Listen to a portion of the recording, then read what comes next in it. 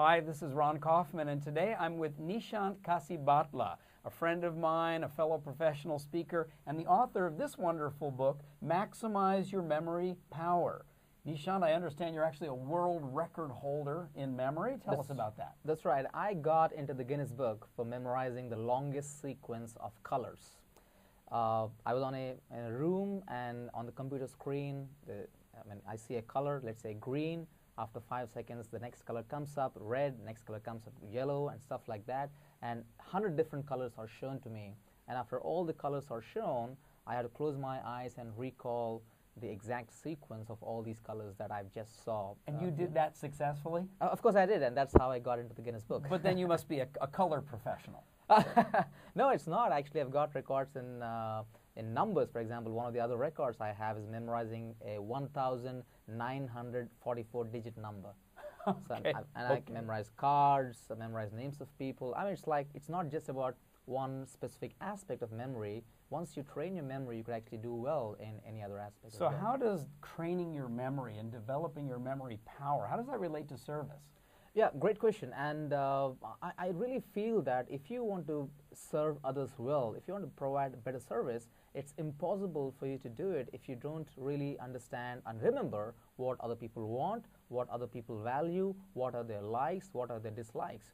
Let me give you some examples. Sure. Let's say you're a sales professional, and as a part of your profession, you have to meet a lot of people. And if you can really remember the names of all these people you meet, yes, and not only the names but also what they like, what they don't like, what are their preferences, and any other information that really makes a difference for them, if you can remember them, definitely you can really provide better service. Because you'll stand out as the person who remembers all that about them. Exactly, because in this information age, what happens is what's happening is most people are depending on external memory aids like iPads, like iPhones and technology, which is good, of course. But the thing is, if you really want to delight your customers, yes, what I would like to tell you is, if you can remember, I'm not saying that you have to remember everything, but if you can remember the critical information that like makes a difference, name. like their name, a big one for that matter, and then it really makes a lot of difference in the way you serve them, and people will remember you better for that. So why is it sometimes in a networking event, for example,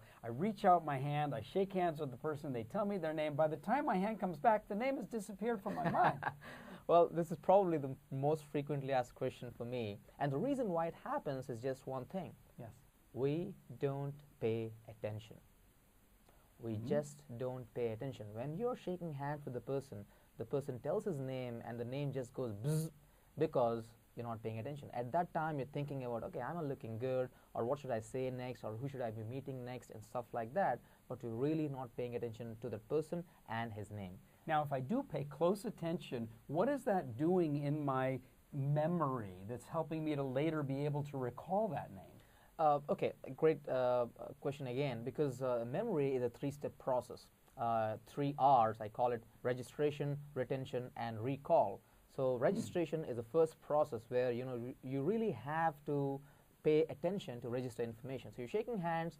When you are really paying attention, the name really sinks into the brain. Now, let's take the word forget, F-O-R-G-E-T, and the word forget has the word get in it, right? Now, the thing is, when people say 10 days later, I see the person again, and I say, hey, sorry, I forgot your name. Now, the question is, did you really forget? The answer is, you did not even get it in the first place. And that's what attention does. It helps you to get the information into your brain. Register it. And register it, and therefore enables you to retain it for a longer time, and also enables you to recall it whenever you need it. Understood. Understood. Yeah. Okay, very good. So Nishant, is there any final word that you'd like to give to our viewers here today about things that they can do to improve their memory and how that can help them give better service? Yeah, absolutely. I would say pay more attention. When you're talking to people, that actually not only helps you to have a better memory, but also you'll be a better service professional. You'll be able to serve well. For example, let's say I'm talking to my wife, and if I can really pay attention to what my wife is saying, my marriage will be better. If you're talking to your son or a daughter, and then you can really pay attention to what they're saying, that helps you to register the information better, and you can serve them well. You can really provide more for them.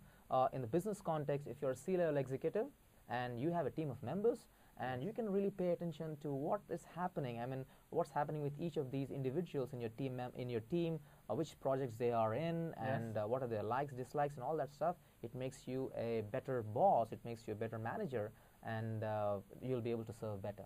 Very good. Yeah. Nishant Kasibhatla, how can we find you online? How can our viewers get more of you? Well, it's all on my website. My website address is www.remembernishant.com. That's remember, Nishant.com. That's perfect. Pleasure to be with you today, Nishant. Thanks, Ron. It's Thank you. my pleasure. Thank you.